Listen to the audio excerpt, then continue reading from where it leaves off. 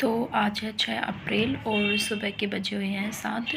हमने 10th class की NCERT start कर दी है, जिसमें हमने 2 टॉपिक लिया, नियंत्रण एवं समन्वय, ऊर्जा के स्रोत। ये जैसा कि आप देख सकते हैं कल शेयर किया था, कल का हमारा ये कंप्लीट टारगेट हमने रात तक कंप्लीट किया था। और आज हम नियंत्रण समन्वय ऊर्जा के स्रोत से स्टार्ट कर रहे हैं, जिसमें मैं पहले नियंत्रण एवं समन्वय स्टार्ट करूँगी और उसके बाद में फिर जो हमारा 14 चैप्टर है ये मैंने पहले ही पढ़ लिया है, जिसमें अपने पास में लाइन्स आ जाती हैं, विद्युत मोटर आ जाती है, जनरेटर आ जाता है, विद्युत धारा आ जाती है, प्रतिरोध, इन सब के बारे में कंप्लीट किया है। और आज हम हमारा ऊर्जा के स्रोत टॉपिक स्टार्ट करेंगे नियंत्रण एवं समन्वय के बाद में। उसके बाद में जब ये दोनों टॉपिक कंप्लीट हो जाएंगे उसके बाद में हम रीजनिंग के नए टॉपिक के साथ मिलते हैं। आज मुझे ऑनलाइन क्लास भी लेनी है, उस ऑनलाइन क्लास लेने के बाद में मैं आपको बताऊंगी कि कौन कौन से टॉपिक है जो सर ने इम्पोर्टेंट बताए हैं, किस किस टाइप के क्वेश्चन बनते हैं।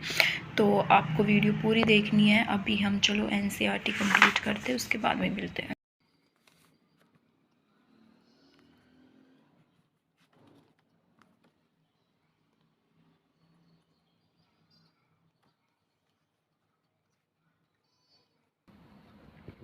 तो गाइस टाइम हो चुका है 8:30 और हमारा नियंत्रण एवं समन्वय का टॉपिक भी कंप्लीट हो चुका है, जिसमें हमने प्रतिवर्ती क्रिया, मस्तिष्क, पादपों एवं जंतुओं में हार्मोन, क्योंकि टॉपिक हमारा है नियंत्रण एवं समन्वय, तो हार्मोन की तो नियंत्रण एवं समन्वय के लिए एक भूमिका होती है, हमने कंप्लीट कर लिया। अब बिना किसी ब्रेक के हम दोबारा दूसरा टॉपिक जो ऊर्जा के स्रोत है वो कंप्लीट करेंगे और उसके बाद में ही हमारा क्या होगा, ब्रेक होगा और ब्रेक के बाद हम रीजनिंग का टॉपिक स्टार्ट करेंगे। तो चलिए बिना किसी ब्रेक के ऊर्जा के स्रोत टॉपिक स्टार्ट करते हैं। तो दोपहर के लगभग 2 बज चुके हैं और हमने हमारा जो टॉपिक था ऊर्जा के स्रोत, इसमें हमने बहुत प्रकार की ऊर्जा, जिसमें 2 प्रकार के स्रोत होते हैं, पारंपरिक स्रोत और गैर पारंपरिक स्रोत, इन सब के बारे में पढ़ा है। और उसके अलावा नाभिकीय ऊर्जा, दूसरी ऊर्जा, बहुत सारी ऊर्जा जो इसमें दे रखी है। चैप्टर नंबर है 14, क्लास 10th क्लास की एनसीईआरटी का ये कंप्लीट हो गया है। और ये मेरा सुबह ही कंप्लीट हो गया था, इसमें थोड़ा टाइम लगा था क्योंकि चैप्टर बड़ा है। और लंच करने के बाद में अब हम रीजनिंग की क्लास स्टार्ट करेंगे, जो मुझे क्लास लेनी है। ये जो आप मेरे नोट्स देख रहे हो ये फ़िलहाल कैलेंडर के नोट्स हैं। कैलेंडर में हमने बहुत सारे टाइप किए हैं, क्वेश्चंस किए हैं। और आज शायद हमारा नया टॉपिक स्टार्ट होगा जो होगा क्लॉक।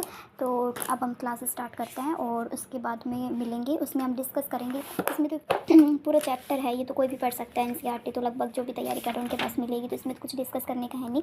अपने इसमें क्लॉक में डिस्कस करेंगे कि आज कौन कौन से टाइप के क्वेश्चन करवाए हैं, और उनके अगर कोई ट्रिक भी होगी तो ट्रिक भी शेयर करेंगे। तो ठीक है, आप क्लास लेने के बाद में मिलते हैं। तो फिलहाल गाइस रात के बज चुके हैं 11 और हमने हमारा जो आज का टारगेट था वो कंप्लीट कर लिया है।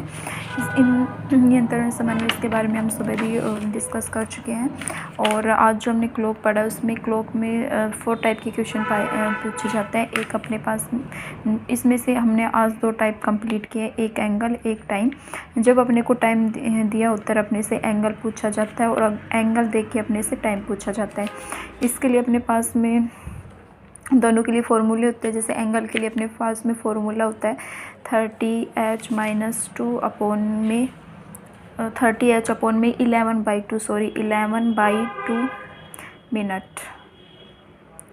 और उसके अलावा फिर अपने को जब टाइम दिया होता है और उसके बाद में अपने से क्या पूछा जाता है, एंगल पूछा जाता है। इसके लिए फॉर्मूला होता है 2/11 A1 ± A2।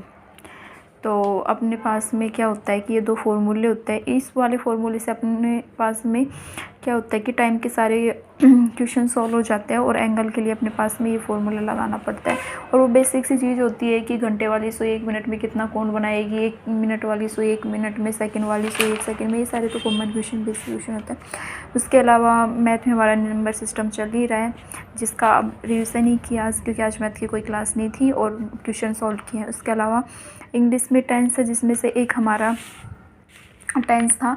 इसमें जो पहले वाली क्लास थी उसमें अपने सिंपल टेंस कंप्लीट कर लिया था, और आज हमने प्रेजेंट कंटिन्यूस टेंस और प्रेजेंट परफेक्ट टेंस के बारे में पढ़ा है। इसमें एरर से रिलेटेड क्वेश्चन पूछे जाते हैं। ऐसे टेंस में अपने से ये नहीं पूछा जाता कि कोई सेंटेंस दे दिया और इसमें से पूछा गया कि कौन सा टेंस है, ऐसे नहीं होते। अब इसमें अपने साथ में मेनली क्या पूछे जाते हैं कि अपने को कोई भी सेंटेंस दे दिया और उसके अलावा उसमें से अपने को एरर ढूंढना होता है, क्या तो एरर ढूंढना होता है, या फिर क्या किया जाता है कि एरर ढूंढने के साथ साथ अपने पास में सही भी बताना होता है कि सही क्या है। और पॉलिटी में संवैधानिक विकास, जिसमें 1909, 1919 और 1935 के एक्ट के बारे में पढ़ा है।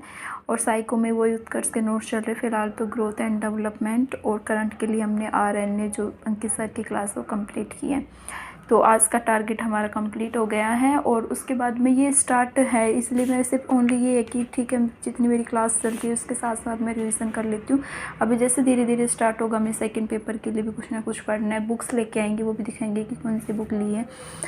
तो आज के लिए इतना ही काफ़ी है, मिलते हैं कल। Thank you.